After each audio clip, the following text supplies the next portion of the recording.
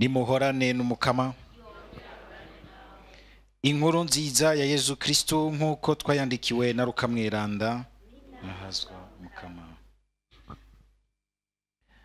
Muri rya minsi umwe wo mu batumire yabwiye Yezu ati, hahiriwe uzozimanwa mu bwami bw'Imana. Yezu nawe aramwishura ati, habaye umuntu yari yateguye inzimano nyinshi ayitumirira abantu benshi. Hageze gufungura atuma umusuku kubwira abatumira ati, nimuze vyose vyamaze kuringanira. Nabo bahakanira icarimwe. Ubwa mbere ngo jewe naguze ubwatsi sinogenda ntagiye kuburaba, none ntungirira umwikomo. Uwundi ati, naguze ibimasa vy'ukurima 10, none ngiye kubigerageza, none ntungirira umwikomo.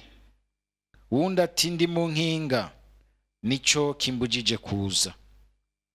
Nyamusuku ahindukira kuvyiganira shebuja, senaka nawe bimutera umwikomo. Abarira wa musuka ati, nyaragasa ugende kunama no mu mayira y'igisagara, uzane aboro n'ibimuga n'impumyi n'abacumbagira. Hanyuma aza kumubwira ati, muhanyi, ivyo wantumye nabigize uko wambwiye, ariko haracasigaye ibibanza. Shebuja amusubiza ati, subira ugende aho hose mu mayira no mu mihora, ugobere abo muhura bose baze kugira ngo inzu yuzure. Nkako nyene ndababwiye, mu bari batumiwe nta numwe azokumviriza inzimano yanje. Ni ijambo ry'umukama.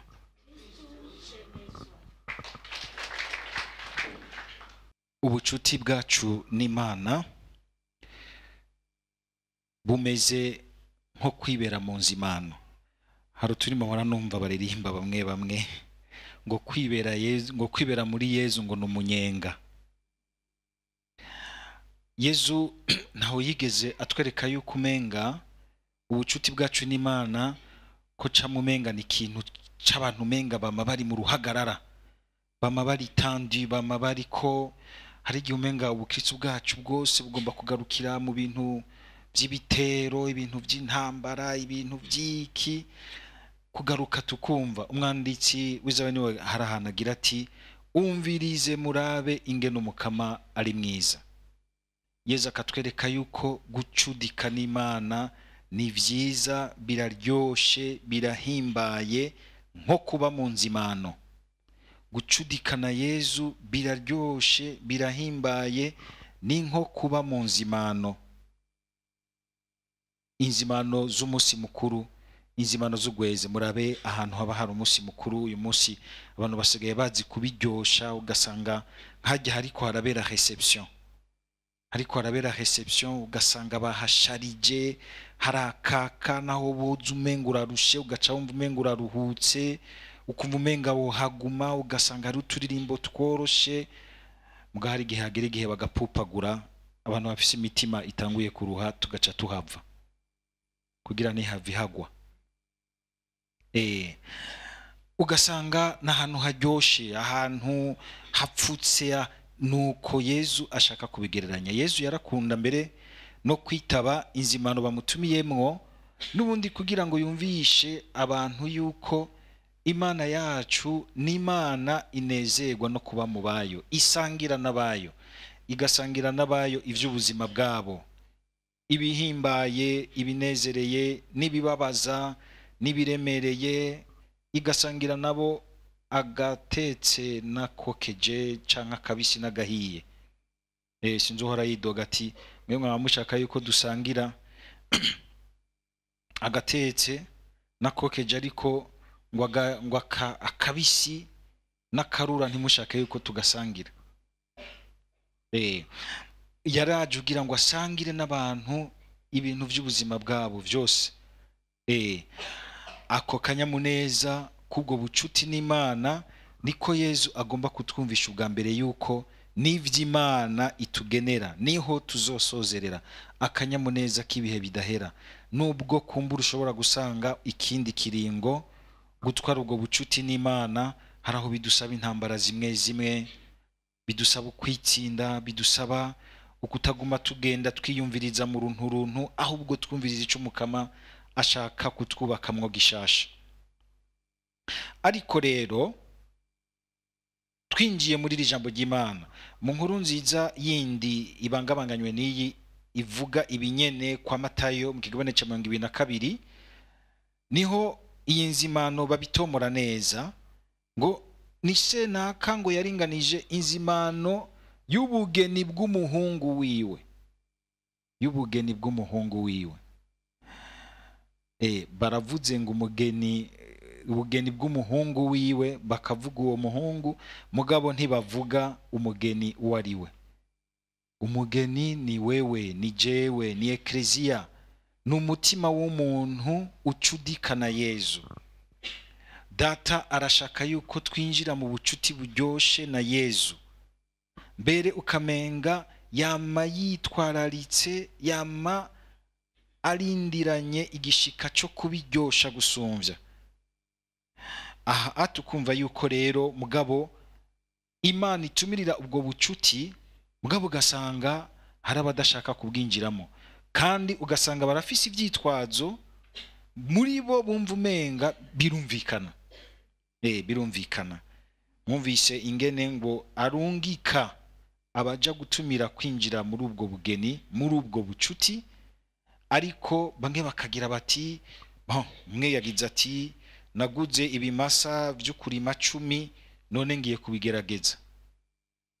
Uwundi agira ati ngiye mu rudandazwa rwanje mfise ivyashara ntibinyonorekarane. Uwundi ati ndacari mu nkinga n'umusheri wanje reka kungora. Vya vyitwazo usanga bifatiye ku bintu bibiri bikomeye. Ibintu ubwa mbere vy'amafere. Amafere yose dukora tugasanga ntitwibuka ubutumire bw'Imana, ntituyasangira n'Imana, acacika amafere.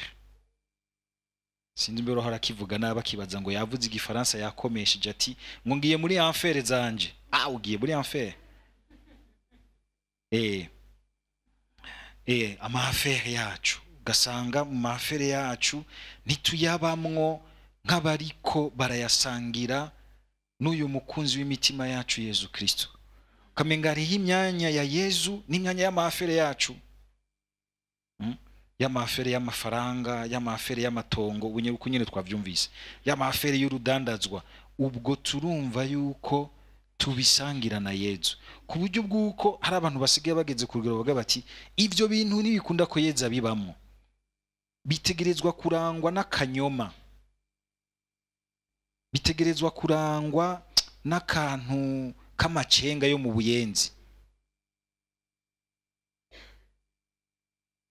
Ngo ibintu hano ntibyotera imbere.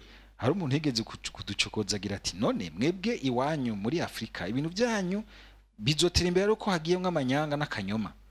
Ati bariya abazungu ntibemera, timugabe ibintu byabo birimwe umuco ntabi n'igihe akubeshe asigara arahuhutwa mu bwenge no mu mutima ati aragaga kubwira ati bwa bundi nakubeshe.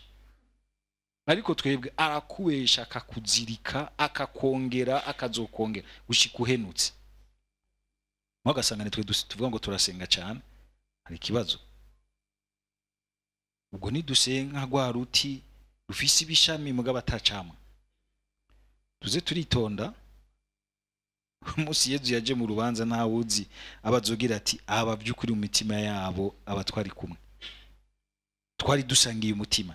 Kuko burya ngo hasangira kwitwararika ko mu mutima wacu n'ivyo tubamwo vy'amafere yacu tutisanga umenga turiko turavyisangiza umenga Imana twarayikumiriye cyane. Hari gihe tuyikumira nyene, hari ababiheba bakavuga ati ivyo vy'Imana nkuriraho, n'abandi bazi kuyihebera mwomwo, kujya ko umugabo n'umugore bashobora guheberanira mwomwo mu nzi imwe bataha mu nzi mugabo batari hamwe. Nzoba mu vyuku gusenga, nzokora n'ubutumwa bwinshi ku radio mbere, ariko mu mutima fisi ibindi bintu byanje ngendera ko ivyo by'ubwami bwawe ntumbwire. Ndafise amadiri yanje nkikina. Ubwo n'ubundi buryo bwo gukengera ubutumwa bw'umukama, kwama dusaba umukama kugira ngo igihe twitabe vy'ukuri, tugwane ngo tumwugurure imitima yacu tumushikane mu mafere y'ubuzima bwacu. Hariho kandi uyu twumvise agira ati jewe ndacari mu nkinga. Ikindi kintu ca kabiri gikunze gusanga umenga kirabuza abantu gucudika no gusangira ibiryoshe vy'Imana by'ubwami bw'Imana n'abantu, ugasanga ni ibintu vy'amahorasyon.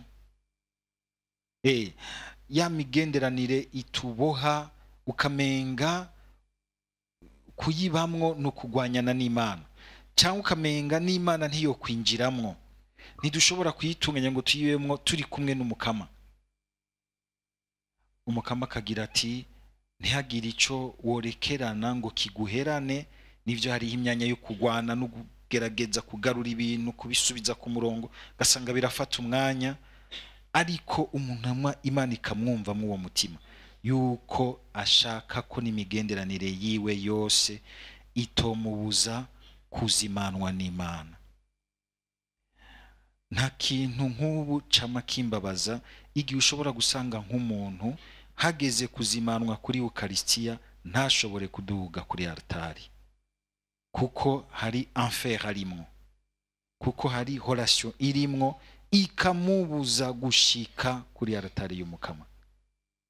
Kuko izi nzimano tubamwo z'Eucharistia ni nogira nti numwiteguro ni ntangamarara y'ingene rero tuzoseruka mu nzimano y'umukama. Ni bande ngo bazoseruka muri iyo nzimano y'umukama? Nabo kandi bamenya kwitwararika kubaka umubiri wa Kristo, kugira umwitwararika kumwe na Kristo. Uko twavyumvise Paulo abivuga, abantu bazi kumenya kubona ingabirano zabo kandi bakamenya ingene bazikoresha mu guca bugufi no mu cibahiro c'Imana, mu gutunganya umuryango w'abana b'Imana, kandi bakamenya no kubaha nogira nti no guha akaryo keza ingabirano z'abandi zigaheza zikaranguka neza mu muryango. Nogira nti mu ncamake abantu bashobora kubaka umuryango n'abantu bazi gushimana mu Mana batishima, bazi kwapresiana. Hariho abantu batazi kwapresia abandi, akakugira ivyiza mugabo kumubwira uti nakajambo uti merci wabigize neza bikakunanira ukamenga uraboshe.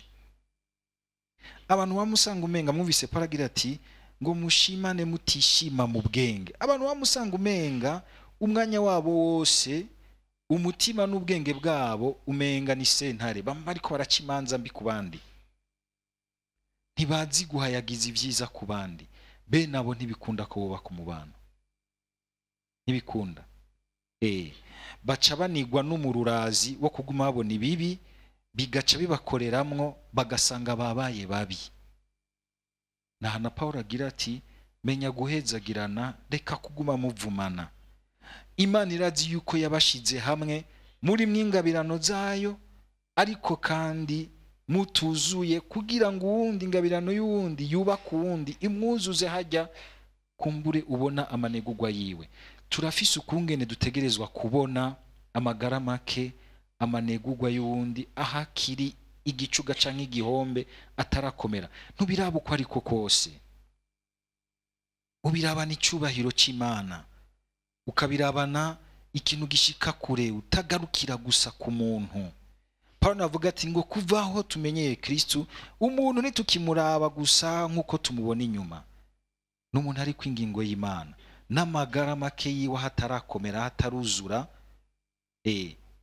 Nabubakana Imana yatwaye mu rukundo igira iti mugiye kubakana ntimuruzura, ndagucako ngo wuzuze mugenzi wawe nkamucako kugira ngo akuzuze, mudaciye bugufi ngo mumenye kumvirana no kurabana mu Mana, kumvirana no kurabana mu ngabirano Imana yabahaye ngo muzikomeze, musamburana mu kuguma gusa muri mu mururazi wo kuguma mubona ibibi gusa, gasanga aho hantu harabishe kuba.